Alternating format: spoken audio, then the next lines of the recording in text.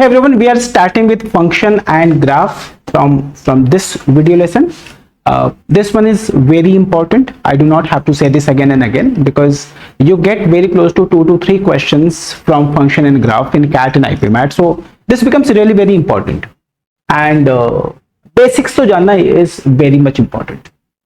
What is Cartesian plane? If you look at this XY plane, this primarily is known to be the Cartesian plane. We all have studied this in our high school or maybe 7th standard or 8th standard.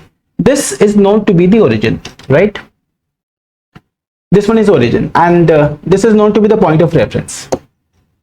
If you go upward in vertical direction, this is the positive side of y-axis. If you go downward, it is negative side of x-axis. If you move horizontally, it is x-axis. On the right side, it is the positive x-axis. On the negative side, it is the negative x-axis. So what is that I'm trying to say? If wherever y-axis and x-axis, they both are meeting and the coordinate is 0, 0, this point is known to be the origin, right? X-axis always is considered as the input axis, and y-axis is always considered as output axis. So x-axis, what did I say, is the input axis, y-axis is the output axis. So if you have to draw and in your coordinate, it is always x comma y. So you plug in the input and you get the output. That is what it is.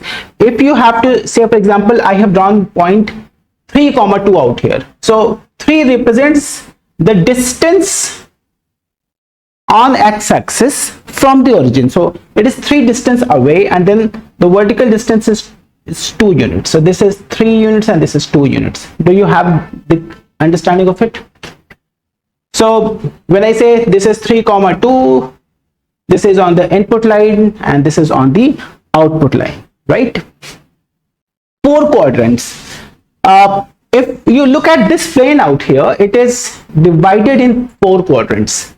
Quadrant number 1 out here, when x and y, both of them are positive, right? The second quadrant where x is negative, whereas y is positive. So this can have a possibility like negative 3, 2. This can have a possibility like 3, 2, right? And the third quadrant has got x and y. Both of these 2 quadrants are going to be negative. So something like this, negative 3, negative 2.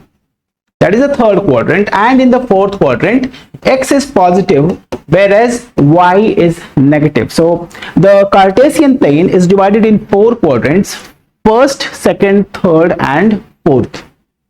As I said, that input line is x-axis, output line is y-axis. Now, the difference between function and graph. So if you understand what is Cartesian plane, you understand x and y axis, you understand origin, you understand the 4 quadrants. I would like to tell you that the function is represented as y is equal to f of x. And how do we read it? We read it as y as a function of x. And what did you learn? You learned that x is input, y is output, f is a function. Say I say that y is equal to 2 times of x, right? So if x is 1, y is going to be 2. If x is 2, 2 times of y, this will be 4. If this is 3, this is 6. So what does it do? This function is multiplying the input by 2. So twice, it is making it double, isn't it? So this function is, what is this function out here? It is making the input, it is multiplying this with 2. And one thing that you should understand is every input has exactly one output. Only then this is going to be a function. One input cannot have multiple output. It has to have only one input. If I look at this one, what did I tell you in the previous slide, that if this is the input and this is the input, if you have to find out the output, the corresponding output is here. If you have to find out this output, the corresponding output is here. If you take this as an input, the corresponding output is here. So each input has got exactly one output, only then this is a function.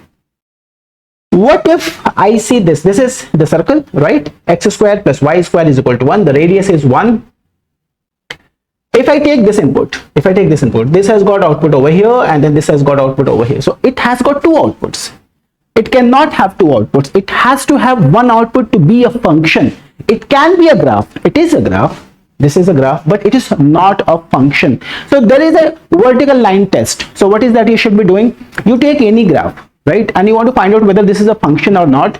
Draw a vertical line. Draw a vertical line anywhere. And if it is crossing either 0 or 1 point, then this is a function, right? Either it is not crossing or it is crossing. So it is a function. If it is crossing on more than 1 point, then this is just a graph. So that is what it is. So what did I say? That shows how inputs and outputs are connected, plotted on a coordinate plane. Probably you might have understood what is y as a function of x and how do you differentiate between function and graph. Anything that you can plot is a function, graph, sorry. Now, since you are understanding what is a function, let us talk about domain and range of a function. As I have written here, set up all possible input values, and if you want to find out domain, it is always advisable that you should be looking at x-axis, right? And if you have to look at the range, set up all possible output values and you should be looking at y-axis. So if you want to find out domain, look at x-axis. If you want to find out range, you should be looking at y-axis. Isn't it simple? So I'm going to make a graph. Probably I'm going to make a function. Something like this. What I have drawn is y is equal to x square. So what is the function out here? The function, it takes an input and the output is square of that input. That is y is equal to x square. Now if you want to find out the domain is always on x-axis and it can have any value of x. So I would say that domain is nothing but negative infinity to positive infinity, because it can have any value on the negative side of x-axis. Whichever value that you want to assume is a possibility, right? And you can go on to the negative, so positive side of x-axis up to infinity. Why am I taking this as open bracket? Have a look at it. What is the meaning of an open bracket? Open bracket, value is not included. So we do not know what is infinity. We are just assuming that this is going to be such a huge number or it is going to be such a smaller number, but we don't know what is that value, right? So that is why we have got an open bracket. Open bracket signifies that value is not included. As simple as that. What is going to be range of this function? What did I say? If you have to look for the range should be on y-axis. So range of this function is going to be, range belongs to, now have a look at it, 0. Is 0 a possibility? Yes, 0 is a possibility. If you plug in x as 0, y is also going to be 0, and 0 to infinity. If you look at it, y cannot be a negative value because square of any input is going to be a positive number, isn't it? So negative output is not a possibility in y is equal to x squared. So range is going to be 0 to infinity, and the domain is going to be from negative infinity to positive infinity. So again, two very important lines. If you want to look for domain, x-axis. If you want to look at range, y-axis, isn't it? Again, very important things. What did I tell you? That this means, open bracket means value is not included, closed bracket means value is included, right? Union and intersection, that you know. What if I have got something like this?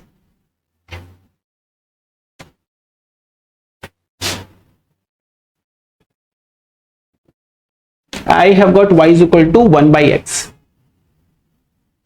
We just learned that we know that denominator cannot be equal to 0. We will, at the end of this video, we are going to learn why denominator should not be 0.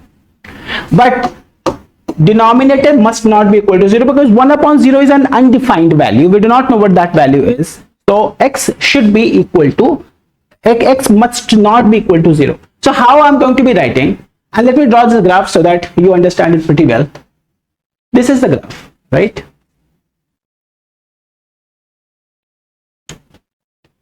If x cannot be equal to 0, y also cannot be equal to 0.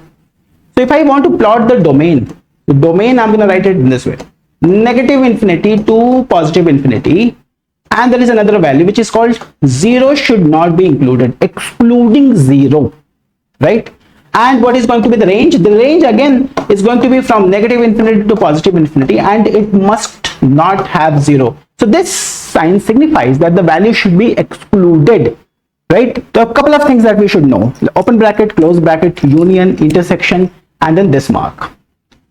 And if you do these things, probably you will be able to find out domain and range of the functions. So I have drawn y is equal to x out here. So what is going to be the domain of this function? The domain is going to be from negative side of infinity to positive side of infinity, isn't it? On x-axis. If you want to find out the range of this function, it is again negative side of infinity to positive side of infinity. There is no restriction. If there is no restriction on domain and there is no restriction on range, it is going to be from negative infinity to positive infinity, right? We just drew this.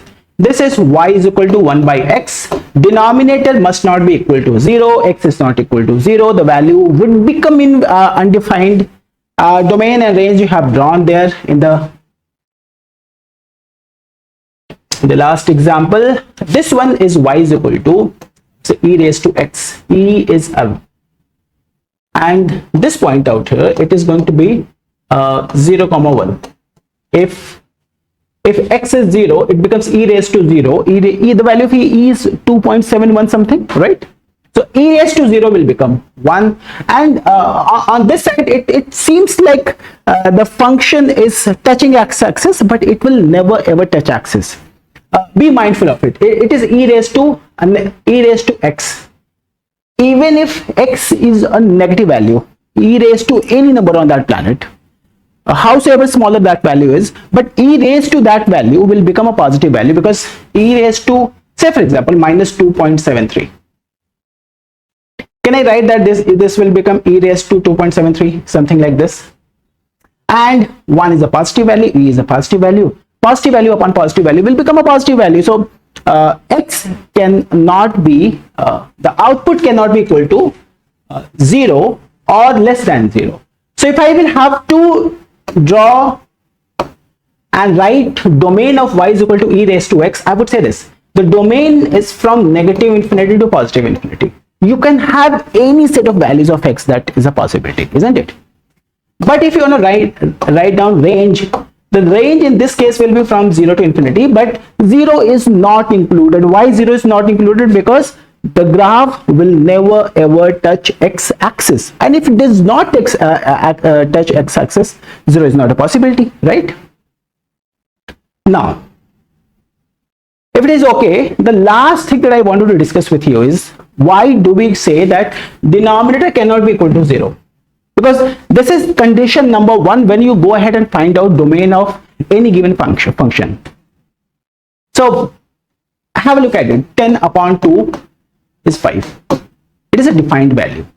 10 upon 1 is a defined value. 10 upon 0 is undefined value.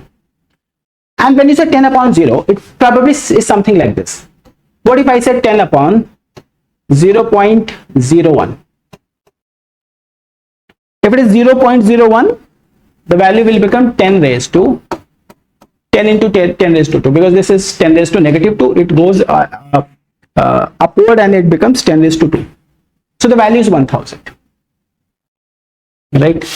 What if I take 10 upon 0.1, 2, 3, 4, 5, 6 and then 1? So 1, 2, 3, 4, 5, 6, 7. So 10 into 10 raised to 7, this value becomes 10 raised to 8. Suddenly from 1000 it has become a huge number. And what if you have got 10 upon 0.000, maybe 1 million zeros in between, then the value will significantly become bigger, right? What if you have got 0 point, how many zeros are there? 10 trillion zeros are there, 100 trillions are there, or 1 zillion zeros are there. They are going to be approaching 0, but it is never ever 0, right? So when the denominator is approaching towards 0 from the positive side, the value significantly is becoming bigger and bigger. and we do not know how much that value has become. So we say that, okay, this is going to be an undefined value. So what do we say is like the denominator cannot be equal to 0 because we do not know how this is going to behave, right?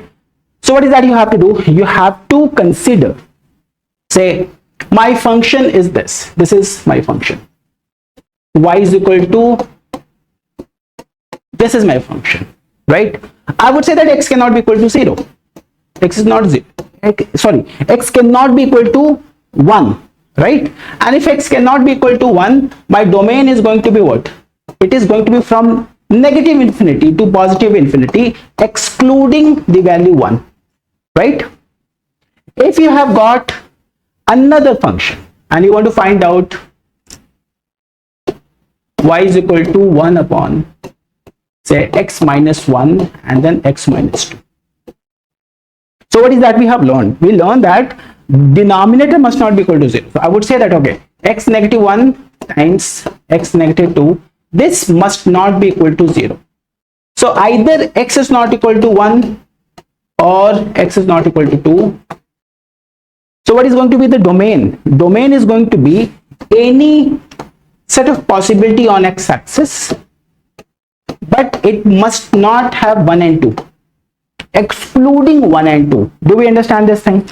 So in this video we learned a Cartesian plane. The basics you knew. I just wanted to brush it up for you. What is a Cartesian plane? What are the 4 quadrants? What is input line? What are the output line? Which is called function? How this is different than that of a graph? What is domain? What is range? We figured out why denominator must not be equal to 0. In the next video we are going to be discussing the straight lines, the contour of straight line, y is equal to mx plus c, what is m, what is c, and then the domain and range of all the possible values of the straight lines. So I'm gonna see you there. Till then, bye bye and take care.